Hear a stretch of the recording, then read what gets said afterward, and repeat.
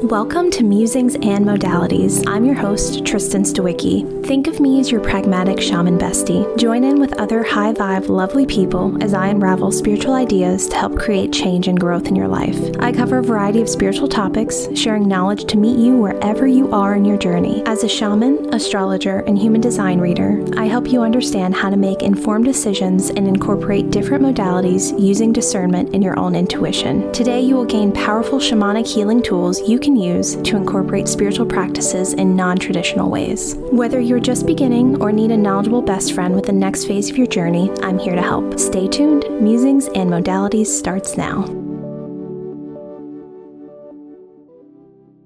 Hi, everyone, and welcome to Musings and Modalities. I'm Tristen Stawicki, your pragmatic shaman bestie, and for the next 30 minutes, we'll be diving into the do's and don'ts of spiritual protection. I'll share the tips I use to protect and strengthen my aura, how I protect my space, and the spiritual tools available to help you feel supported and safe. To start off, let's talk a little bit about why you're seeking spiritual protection. We've all experienced fear and worry and being vulnerable, and we often want to call on the universe for support when there are big events and things outside of our control, right? And when we have those lower vibrational feelings like fear, after we work with them and acknowledge their wisdom, right, which we don't want to skip that step at all. That's really vital to work through. We want to move out of that. We don't want to stay in a state of fear or a state of anxiety, and we want to shift upward.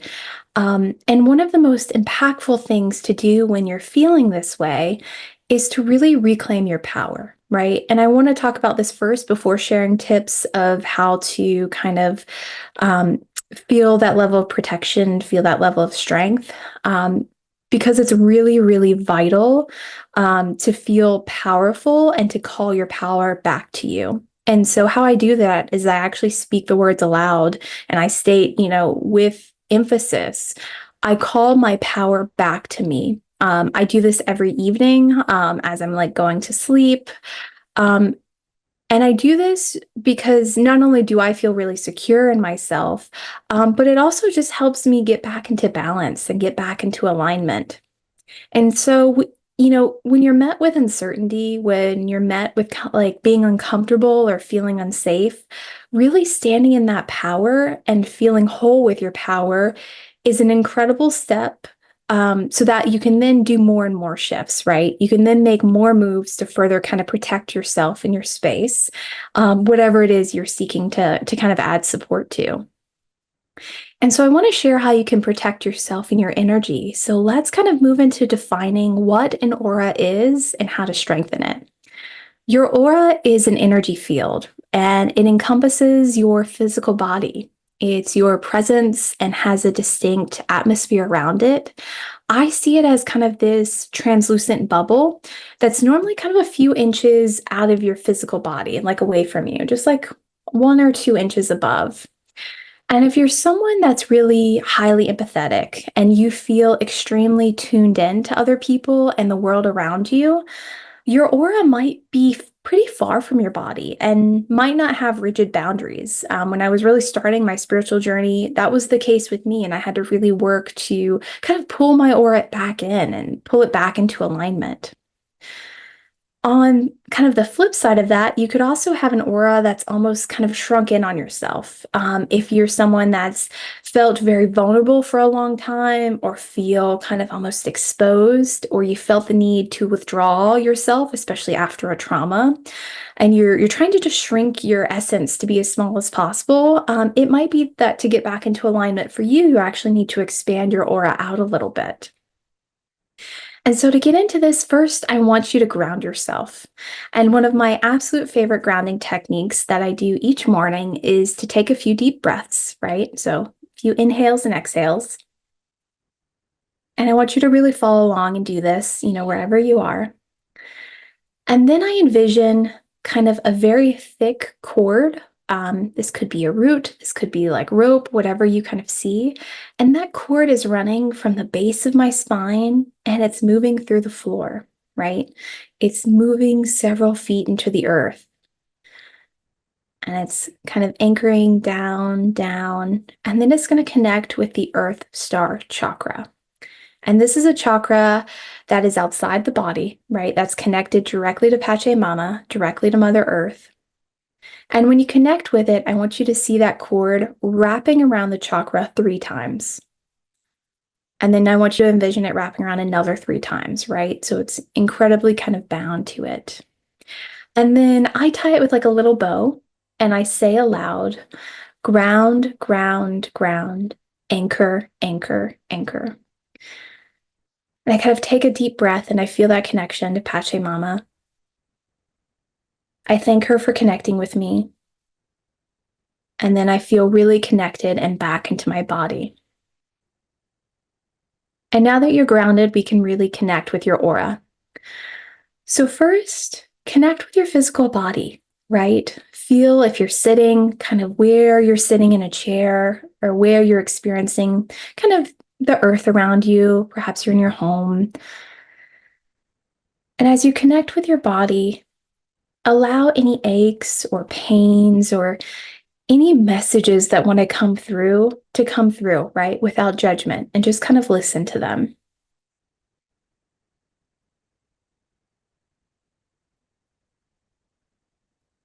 And then after you've sat with your body and received those messages, I want you to turn your awareness to the energy above your body. And if it helps, I want you to actually do this exercise, which is to take your dominant hand and kind of hover an inch or so above your arm, right? And if you have clothing on, like your arm, maybe move that out of the way. So if you have like a long sleeve or something, but you want to be really, really close to your arm. And you can kind of feel the energy there. And when you move above it, like 3 or 4 inches above your arm, the energy is different, right? That's more just like air energy, space energy. But when you're really, really close to your own body, you can feel your aura, right? You can feel that energetic boundary and where it stops feeling and where it starts feeling. And so now that you've kind of connected with your aura, you can play with expanding it. And maybe you want to see if you can expand it out an inch or 2 above your body from where it's at. Like, can I now feel my aura, right here, just about 2 or 3 inches above the arm? And if you're someone you're actually experiencing your aura too far out, play with bringing it in a little bit. Just see it like a translucent bubble kind of around your physical body and play with it, just kind of shrink wrapping a little bit around you. Once it feels like it's in a solid spot for you, you can imagine the edges of your aura really defining and really getting distinct, almost sharp. You can feel that boundary really solidify.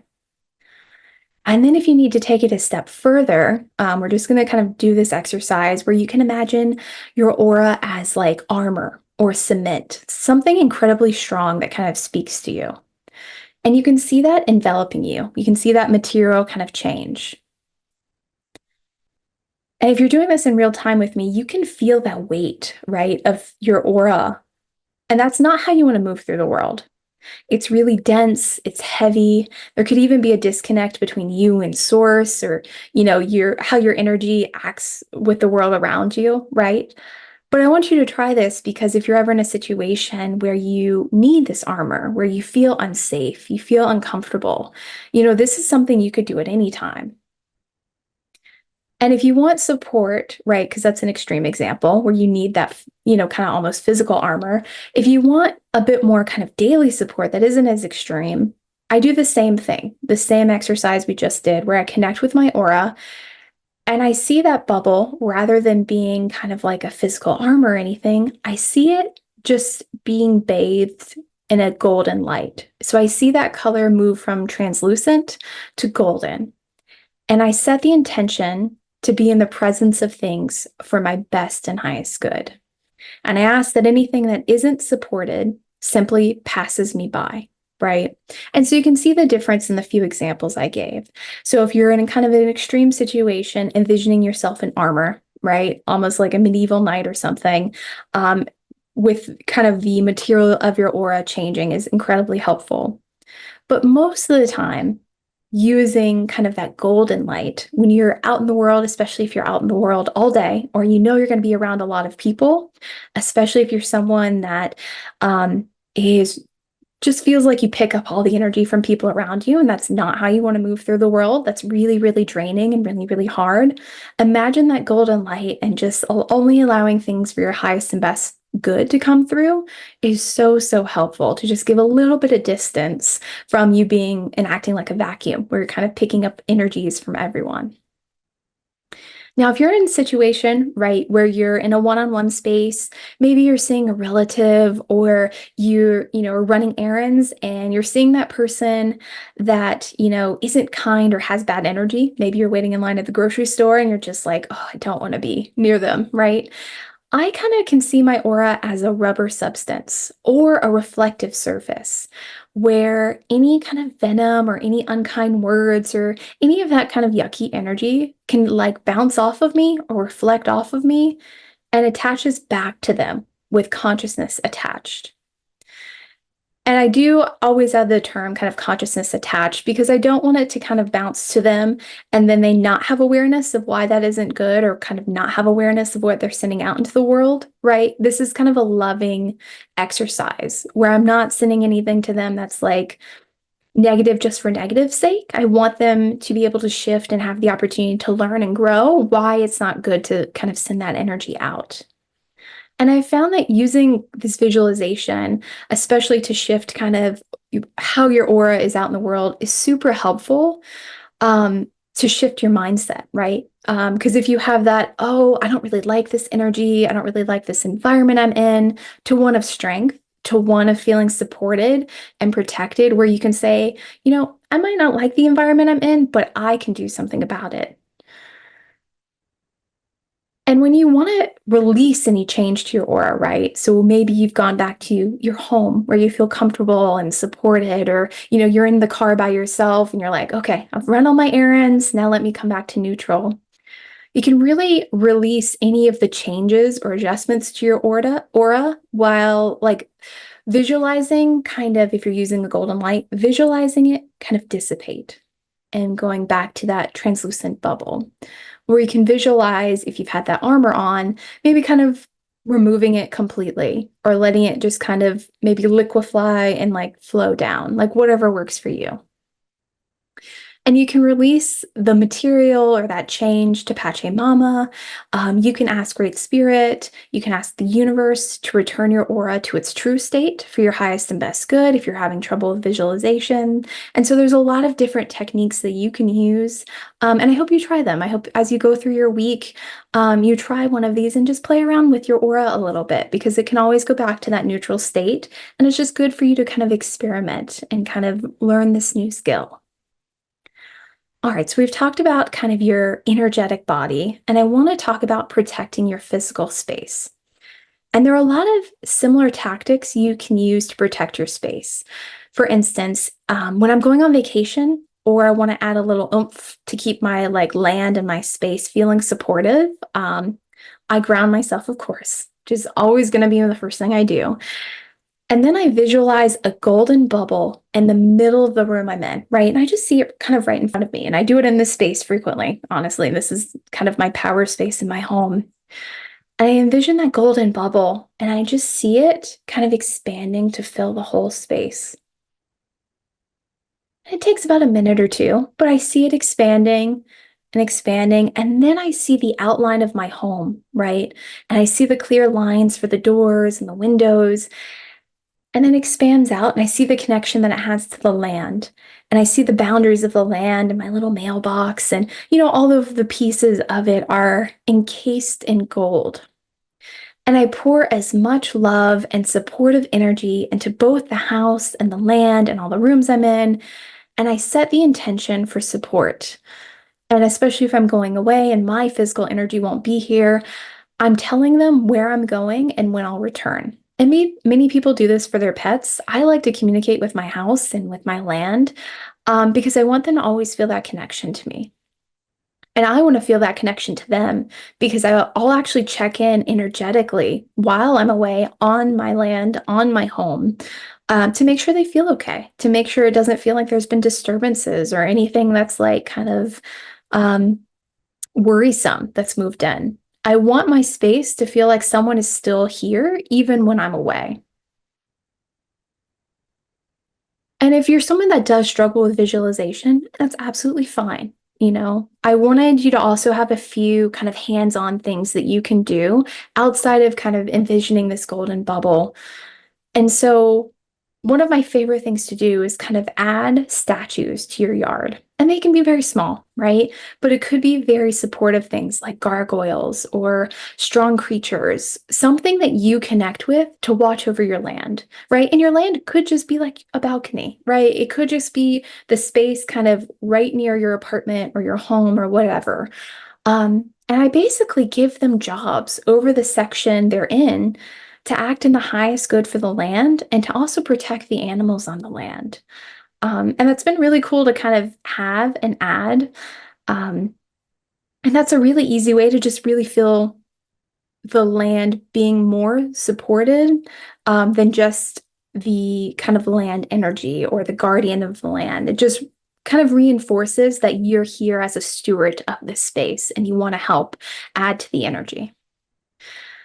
The second one is to remove signs or mats that say welcome. So I have completely removed the implied invitation to any energy that wants to enter my space. So I don't have a welcome mat or it doesn't say welcome on it. And I've really found that this kind of changes the energy. And it's been something that I've recommended to my friends and family as well, just because you kind of think of the vampire invitation, right? Which I know is a silly example, but you don't want to welcome anything that could be passing by, any kind of negative energies or entities. You really want to keep your home and your space protected. Another physical thing you can do, which is item 3, is to sprinkle salt on the door frames, and you can hang herb bundles near doors as well.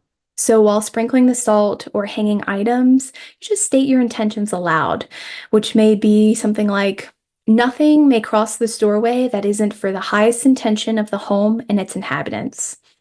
Like it takes all of like 30 seconds. It just makes you feel a little bit better.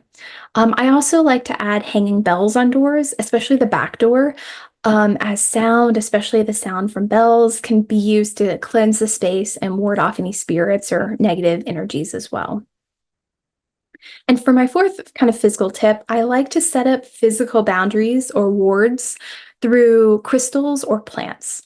And so this is really easy. You can kind of take crystals and you can place them in the ground at the corners of your house, your land, both. And this really helps support the energetic boundary. And this really helps as I kind of do that visualization to kind of see and check in on the space.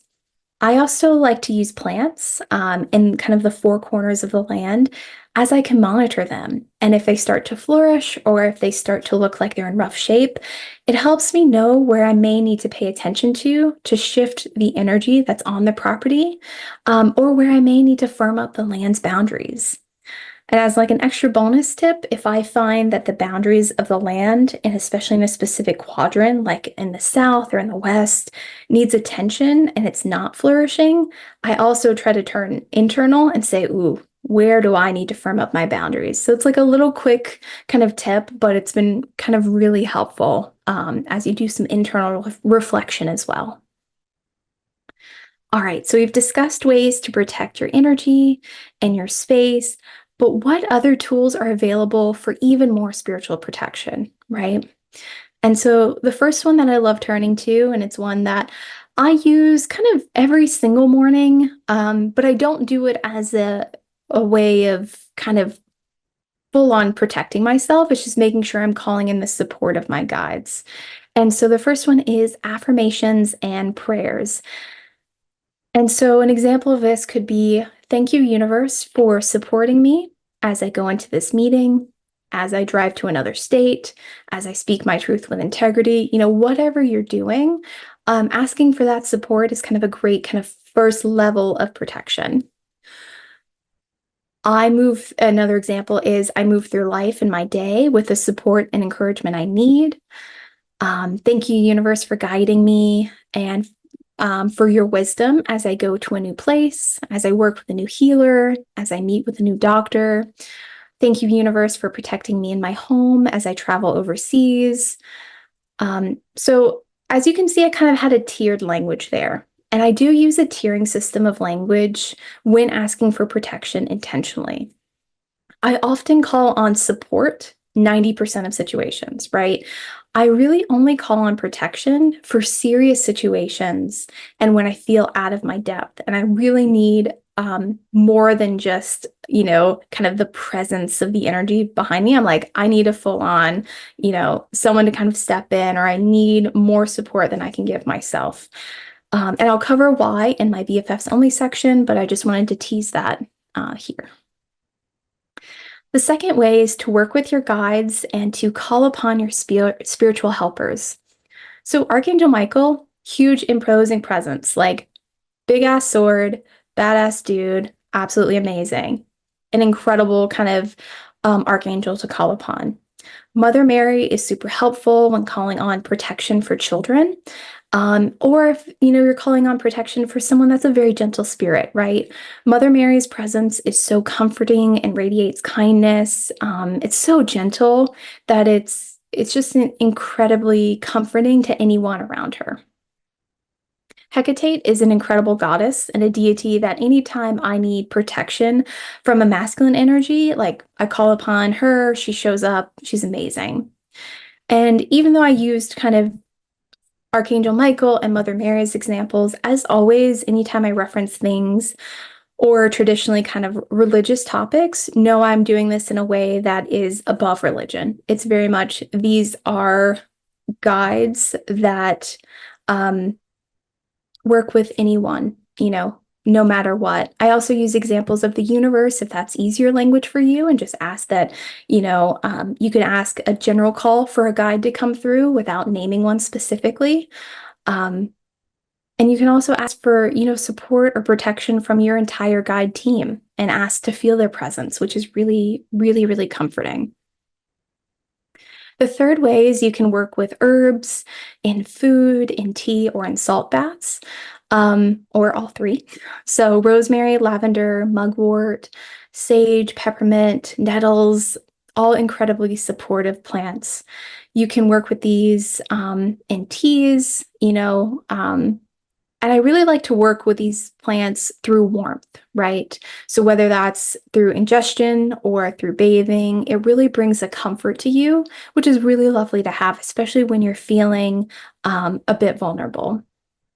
And tea always, just makes things better and is generally very, very helpful, and a great way to start, right? And the fourth way is a kuti. And I want to talk a little bit about what kutis are. So they're a shamanic tool that are used for protection.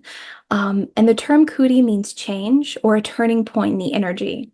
And once placed, a kuti lasts about 4 days, where the energy is strongest on the first day and slowly dissipates on the fourth day. It's a helpful tool when traveling, after illness, recovering from surgery, anytime you aren't energetically at your best. I actually have a calendar on my phone specifically for my clients when they're traveling or will need a kuti.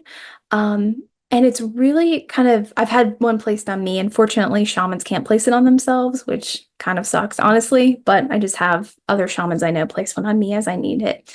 But once it's placed on you, you can actually feel that support and cocoon of protection. And it's a really kind of lovely, warming energy that you feel kind of the physical effects of, which is really, really awesome. It's like 24/7 having, a cup of tea in your hand. Like you just feel, I don't know, it feels familiar. It's really, really lovely.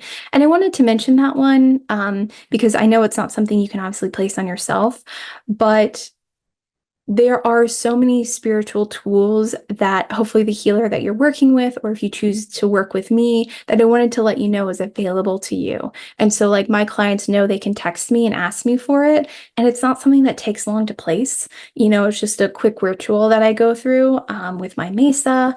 And, it's a really lovely way for me to kind of energetically check on them while they're in places where they are more vulnerable as well. And so I just wanted to mention that because it's one of the coolest tools that I love having access to. So, for my BFFs only tip, I wanted to debunk some common beliefs about spiritual protection. And these might be a little hard to hear, right? Especially I think it's good for you to kind of reflect on how often you feel you need some sort of spiritual protection, how you feel comfortable moving through the world, things like that. And so the first one is you must always protect yourself at all times. And this could include wearing symbols of protection, like evil eyes, doing everything in your power to move through the world with a type of armor. And I really think this approach is actually more harmful than helpful. And it's almost like you're broadcasting, you're a tourist, right? And are kind of inexperienced in what you're attempting to do.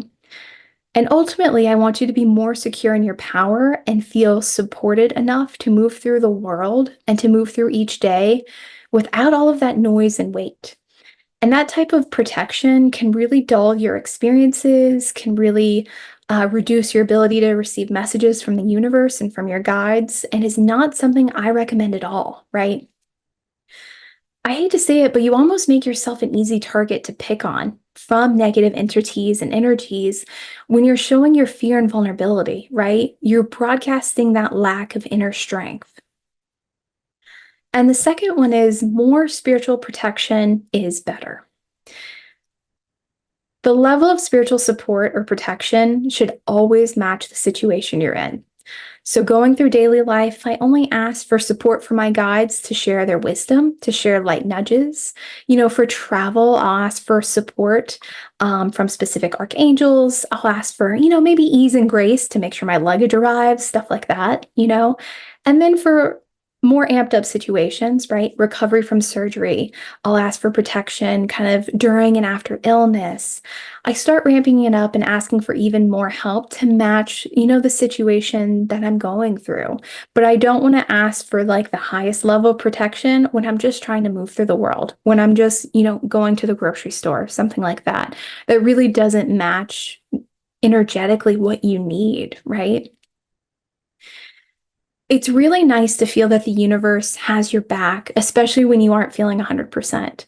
But make sure you're only asking for what you need, and you always want to back yourself first. Don't forget how powerful you are. And the third one can be really challenging to remember.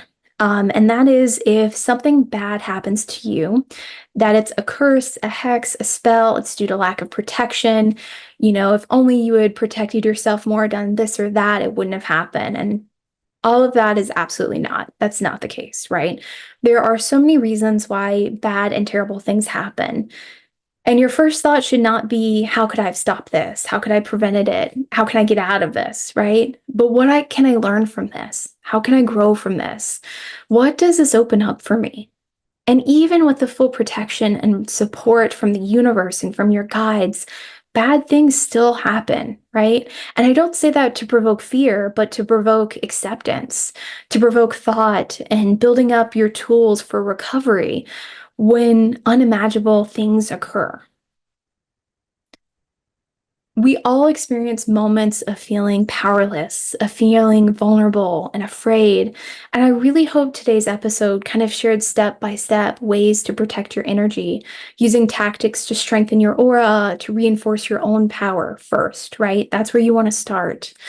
We also kind of covered the visualization techniques for reinforcing your home's energetic boundaries with that golden energy.